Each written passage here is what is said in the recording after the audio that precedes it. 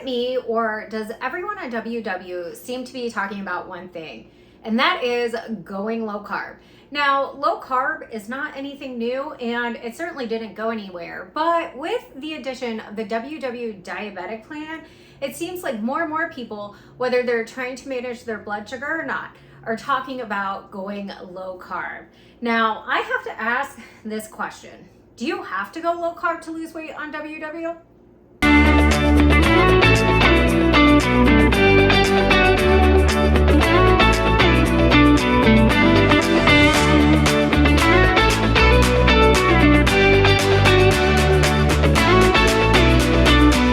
If you haven't already, be sure to hit that red subscribe button and hit that bell for notifications so you don't miss out on a video. And let's get into this topic. If you are new here, my name is Kim, and I have followed Weight Watchers as part of my journey to lose 100 pounds and do my best to maintain that weight loss. Weight Watchers was such an important part of my weight loss journey because it helped me find a balanced, flexible approach to weight loss. And it took out some of the intimidation of trying to lose a significant amount of weight. With Weight Watchers, I could eat the foods I loved, ice cream included, but just incorporate them into my lifestyle a little bit differently, as well as find new foods that I now love and probably couldn't live without, like cosmic apples. So back when I joined WW, which was like a million years ago, you had one plan, that was it. But WW recently unveiled a diabetic plan, which helps people with diabetes and pre-diabetes do things like manage their A1C, lower their blood sugar, as well as lose weight. Now, with this plan, they have changed some of the 0-point foods to help you do that. And by changing those 0-point foods and how you use the plan, this approach is inherently low carb. The big thing with diabetes is that your body can't process or manage its blood glucose levels. The biggest effect on your blood glucose levels is food. Now, the foods that are going to have the biggest impact on those glucose levels are carbs. So when you go low carb, you are basically trying to limit like blood sugar spikes and whatnot. And that is why dietitians and doctors will often prescribe low carb diets. The problem isn't just carbs, it's actually like the type of carbs. So Americans get about half their daily calories from carbohydrates, but 80% of those calories come from refined carbs. So soda, bagels, candy, pastries, and pizza crust. Although, like, how much pizza crust are people eating? Speaking from like just a general weight loss perspective, if you choose to go low carb, whether you're diabetic or not, cutting out foods like bagels with cream cheese, big slices of pizza, pastries, oh my God, maybe my whole problem in life has been scones. You're gonna reduce the number of calories you're eating, and that's gonna support your overall weight loss. Now, there is science to back the claims or just success that people have seen with low carb diets, which could make you think that you maybe need to switch over your WW plan to the diabetic plan. In multiple short-term studies, people who follow a low carb diet do lose more weight than people who follow a low fat diet. But as the length of a study increases, those results kind of even out. For example, a study published in the journal Obesity, an expert panel reviewed 17 different diets, and let me just put it out there, I probably tried them all in my lifetime. So Atkins, WW, The Zone. There was no diet that was better. It was just whether people were following a diet and following it consistently. So yeah, if you are being really consistent with low carb and want to lose weight in the short term, which to be honest, like most of us on WW, our goal is not necessarily short-term weight loss, although that can really boost your confidence. The goal is really creating a lifestyle where you are eating well, you are managing chronic conditions, avoiding things like diabetes if you can, high blood pressure, high cholesterol, things like that, and just being active. I think it's really important to note that when you're looking at the science of weight and weight loss and dieting, that with all the research that has been done so far, scientists have not found a way to lose weight that works for everybody, that can quote unquote solve this obesity epidemic. It's just not out there. So low carb is great for some people, but it's not for everyone. And this universal cure-all is not low carb. But what does low carb even mean? Well, there's like no clear-cut definition. For many people, it's getting 26% or less of your daily calories from carbs. So like I said earlier, about 50% of our carbs typically in the American diet come from carbs. Going low carb means cutting that in half. In extreme low carb diet, so when we're talking something like keto, about 10% of your calories come from carbs. But we're not just talking refined carbs, we're talking all carbs. So that means fruits, vegetables, as well as whole grains and refined foods and sugars. When you look at the science of why people lose weight on low carb, part of it is just choosing better food. And then another part of it is that some people who follow a low carb diet are also eating more protein. And when you eat more protein, you are likely to preserve your muscle mass. And the more muscle mass you have, like when you're talking about body fat percentages and skeletal lean mass percentages, the more lean mass you have, the more likely is that you're going to have a healthy metabolism. And that means you're burning more calories throughout the day, even when you're just standing in your kitchen talking to a camera.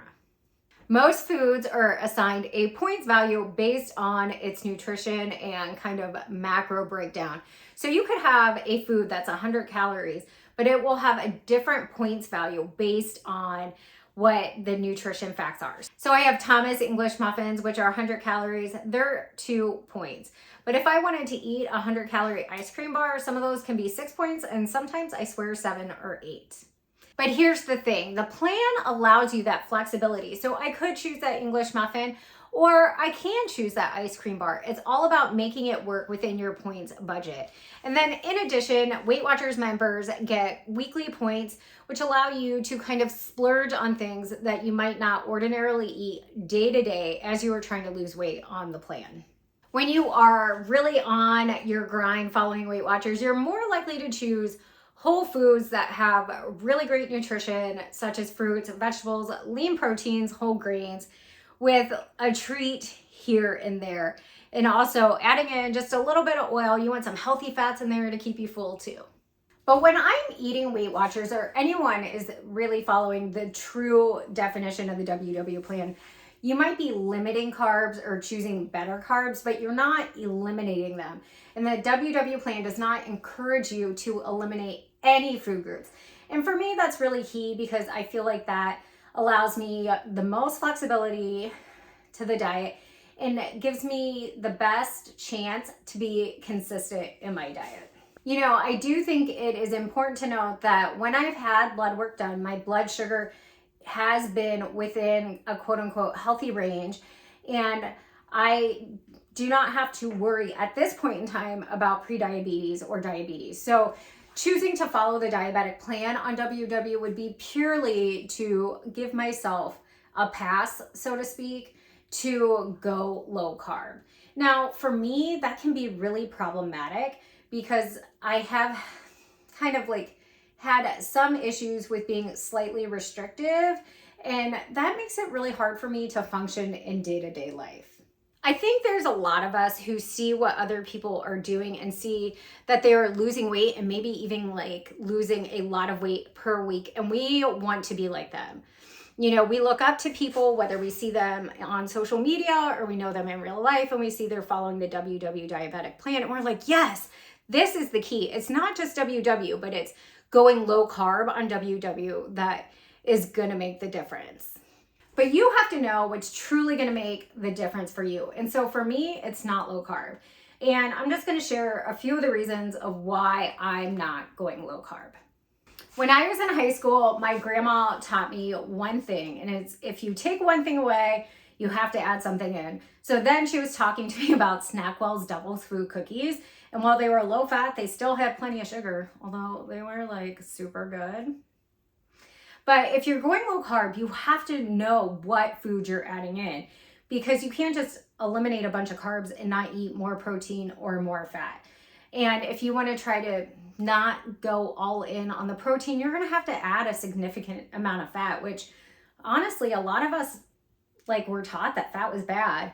And if you want to go high protein, you got to really limit the fat.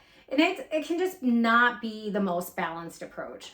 And so I just hate taking things away. I'd rather add in more good foods to my diet and add in more water and things that are going to just support a healthy lifestyle than try to take things away. And if I want to maintain my weight or even lose a little more weight, the whole thing is I got to be able to do it. And consistency is really important to me, because when I'm going up and down, I have a lot of negative self-talk. I don't feel good about myself. And it's also really bad on your body. So choosing to go low carb on WW would not be good for me, because I just don't think I can sustain it. There are too many situations in my life where maybe I don't have control over what I'm eating, or I don't want to feel left out, or set a bad example for my children about what foods are good and what foods are bad. You know, I really want to model a balanced, healthy approach to them, and cutting out carbs is just not the way that I want to do it. Now, just because it's not the way that I want to do it doesn't mean that that's not the way that you should do it or you can do it. Again, you don't have to go low carb to lose weight on WW. I think you can scroll their Instagram or scroll just social media influencers and find people who have had success on WW following a balanced approach, following the points program. But you're also going to find people who follow the diabetic plan or just a general low carb approach, and they are successful too. But it's what they're doing. They're just doing it, and they're willing to put in the work. And that's a little bit unfair, because there's a lot of us who do work hard, but we struggle. Sometimes we're not perfect. But where are you going to be the best version of yourself? Is it following WW points? Is it trying to do the diabetic plan, or is it going full low carb or keto, or doing Mediterranean, intuitive eating? The only person who can decide that is you. And also, you are the one who determines what success means. So does that mean maintaining your weight, losing more weight? Does it mean being able to go up and down the stairs or jog a mile? That's all very personal, unique, and individual, which all just mean the same thing. So I'd love to know if you have been tempted to go low carb on WW, or if you've tried out the WW diabetic plan. What were your thoughts? Do you feel like you were more successful on the diabetic plan? What tips and advice do you have for people who are considering going low carb? But that is it for today. Thank you again so much for watching, and be sure to say hello in the comments down below. And until next time, do something you love.